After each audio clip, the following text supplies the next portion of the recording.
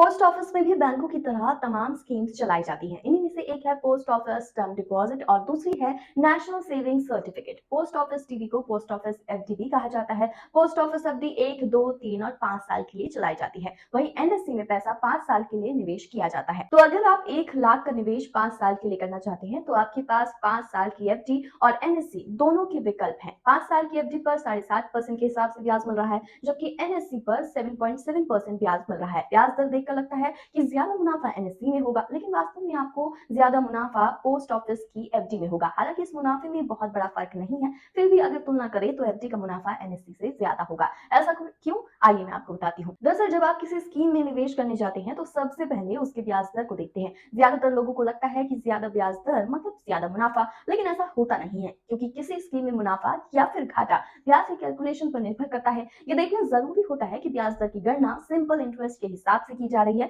या फिर compounding interest के हिसाब से। इसके अलावा गौर करने वाली बात यह भी होती है कि अगर किसी स्कीम पर कंपाउंडिंग इंटरेस्ट भी मिल रहा है तो उसकी कैलकुलेशन तिमाही के आधार पर की जा रही है या फिर वार्षिक आधार पर की जा रही है। पोस्ट ऑफिस टाइम डिपॉजिट पे 7.5% ब्याज दर के हिसाब से कंपाउंडिंग इंटरेस्ट दिया जाता है। स्कीम में ब्याज वार्षिक रूप से दिया जाता है, लेकिन इसकी कैलकुलेशन तिमाही के आधार पर की जाती है। मतलब अगर 7.5% ब्याज है तो इसे तिमाही आधार पर 4 हिस्सों में बांटा जाता है। 7.5% डिवाइडेड 4 होता है 1.875% ब्याज दर हर 3 महीने पर रकम पर लगाया जाता है। ऐसे में कैलकुलेशन करने का तरीका इस तरह से होगा, जैसे अगर आप 1 लाख रुपए स्कीम में निवेश करते हैं तो पहले 3 महीने इस पर 1.875% के हिसाब से 1875 रुपए ब्याज लगेगा। इस तरह रकम 1,1875 रुपए हो जाएगी। अगले 3 महीने बाद 1,1875 ब्याज समेत पूरी रकम पर 1.87% ब्याज लगाया जाएगा। इस तरह हर 3 महीने पर ब्याज समेत पूरी रकम पर 1.87% के हिसाब से ब्याज लगाया जाएगा। इस तरह साल में 4 बार और 5 साल में 20 बार 1.87% के हिसाब से ब्याज लगता रहेगा। इस तरह 5 साल तक कैलकुलेट होते होते मैच्योरिटी रकम बनेगी 1,44,995 रुपए। तो अब मैं आपको बताती हूँ एनएससी में कैसे कैलकुलेशन होती है। अगर आप एनएससी में निवेश करते हैं तो इस पर आपको 7.7% के हिसाब से ब्याज दिया जाएगा।